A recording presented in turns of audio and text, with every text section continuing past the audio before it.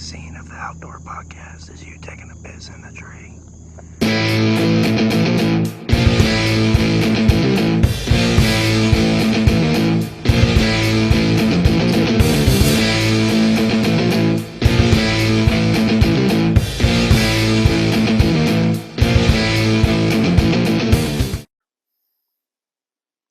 Welcome back to GGC Outdoors, everybody. Today we're going to be doing a review on a camera arm setup. The one I have sitting right here on the tree is from Genesis 3D Printing. It is called the Sub 1 camera arm, and the reason why it's called the Sub 1 is because it is sub 1 pound. This is underneath 1 pound by a couple ounces. It's a aluminum body design fully, and right now I do have this thing still stripped. I forgot the strap to this thing at my house, but we improvised with a volley strap, realizing that that is definitely an option if you want to use a volley strap, and I'll show you. But Jeff, if you want to get a little bit closer here. Okay, so this is at the most compressed against the tree you're going to get. So this is tucked tight towards the tree. I don't have the XL. This is the normal size one. I feel the XL is a little bit, if you're going to run a bigger camera setup and you want to get out around the tree, or if you're doing a buddy hunt, yeah, or a tree stand, because if you're sitting there and you want to film sitting down, you want something to come out a little bit further. That way you can run it or get around you.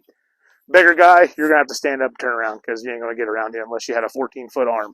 But I will show you how this thing operates. Now, if it's on the tree or when it's on the tree, you strap it down, you pick up on the back of the camera arm and you pull it down, and it cam locks it. So this thing, it has a rubber strap on it, keep in mind. But even with the rubber strap, I mean, I'm pushing down on it pretty hard, and it's already locked in. And then if you want to compress it out, all you got to do is push to the side on it. It's a rubber strap, keep in mind. All right, hold on. Yeah, we'll cut this out. I see why. All right. All right. So if you want to extend it out, all you got to do is push the back of it around and pull it out. Now you have 17 inches to travel. Now, this does not come with a fluid head, a foam mount, or anything. This is just the actual camera arm. I know some of the other companies do come with a fluid head if you buy a kit or something like that. I believe the one that Jeffrey has from Genesis 3D Printing we're going to be doing. Or no, it's from Custom Gear Modifications. That one come with the phone mount, correct? Okay. I'll show you the rig I'm running. It's the Reach Around by Custom Gear Modifications. That is a funny name, and if you guys knew the owner of it, I mean, he's pretty funny dude if you talk to him on the phone. So it makes sense why he named it that. So you're leveling. Jeffrey, if you can get a picture of this level ball right here. So on top of the actual camera arm, it has the level ball. So you want to get the bubble right in the middle if you want perfect flat. So what you do here is you unscrew this knob, and you can literally adjust it to any way you need. Now, I was looking at it. Sometimes people don't have the availability to do a camera arm on the tree they're sitting in for some reason, and not stuff like that. But if you do have a limb that comes off the side, you can actually run it 90 degrees and run it straight up. So that is something that's cool. Or if you need to run it flat, I mean, it doesn't matter. So what you do is you work on getting your level ball right there. That's dead money for me. And all you got to do is hold it with one hand, tighten the other screw down. Now, these are plastic knob screws, so you won't hear any clanking. You won't see any seizing against aluminum, and aluminum's all black anodized. Now, the fluid head that I'm running with this is by Selections. It's called the Mini Rig. It's a little more robust, a little heavier than some of the real light camera mounts or the phone camera mounts, but I'm probably going to run a DSLR camera this year with exterior screen and mic versus a cell phone. So I want to have something that's going to accommodate that. This camera arm can hold up to 5 pounds, unlike some of the other ones that say 2.5 pounds or cell phone only. With that matched, I have the fully billet aluminum. It's called a Wahodo phone mount, and it's fully adjustable to 2.4 inches to 3.7 inches with the microphone attachment on the top of it. If you guys are going to be self-filming, the biggest recommendation I can give you is get an exterior mic. Whether you're running these mini mics like we have here or a mount mic, I would go for that. Only thing you'd have to do is of course, when I'm in the hunting situation, it's already going to be on my camera arm and transported. Okay, so that's locked in. So with this Selections mini rig, you have the availability with the knob. You can pull it around the tree. I mean, this is a rubber band strap, keep in mind, so it's going to have a little flex to it. I have full availability. And you don't have to work hard at moving it around. You don't have to sit there and hold it and move it. It gets tight.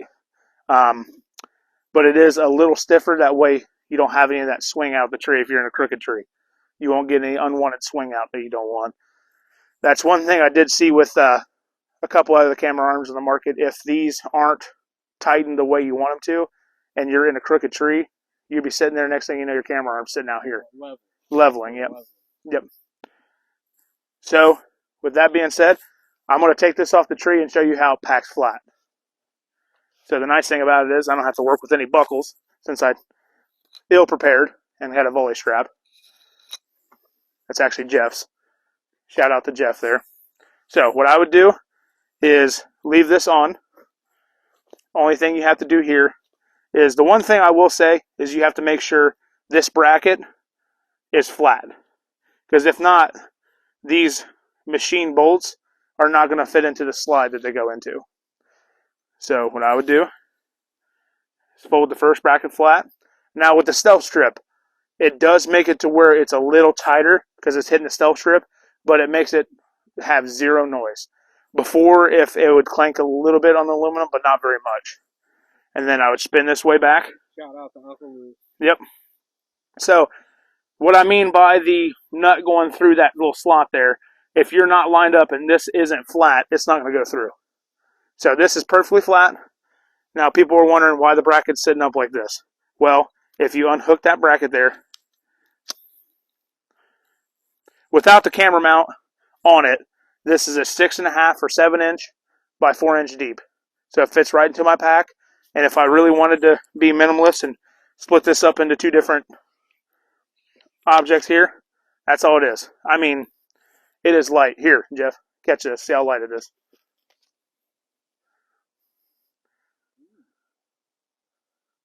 Yeah. That's pretty nice. Yeah. It's called Sub 1 for a reason.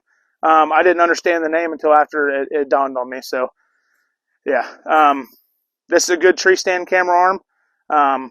I would say this is really tailored towards mobile hunting. Or if you want to walk into your ladder stand and have a little one with you, you can. I wouldn't exactly use like the big Panasonic cameras on this because, I mean, remember, it's aluminum construction. Some of them third arm bow or camera holders are big for those ones, the ones that weigh like 5 or 6 pounds. But this fits into any pack. This fits into my pocket on my hunting pants. It fits into a cargo pocket. Anywhere you really need this.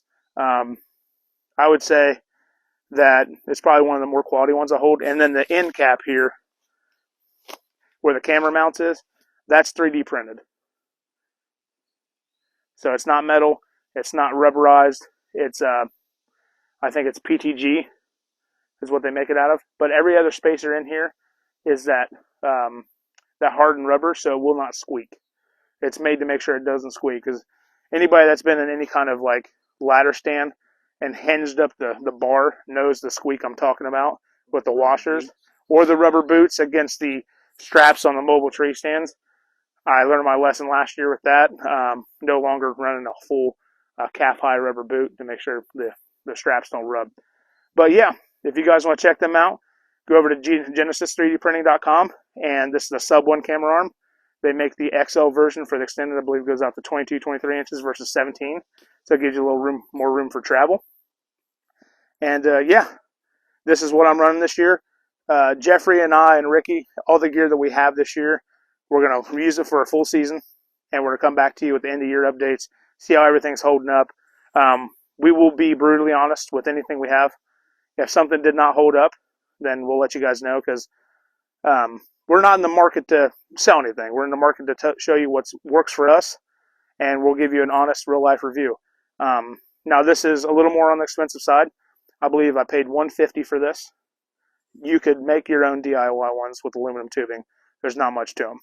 But for a ready-to-go setup out the gate, right here is what you need. If you guys want to check them out, like I said, genesis3dprinting.com. Like and subscribe to the channel.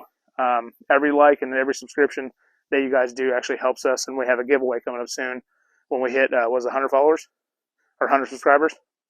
So yeah, check out the channel, check out the rest of the reviews, and we appreciate you guys coming to watch. Thanks for tuning in to another episode of GGC Outdoors.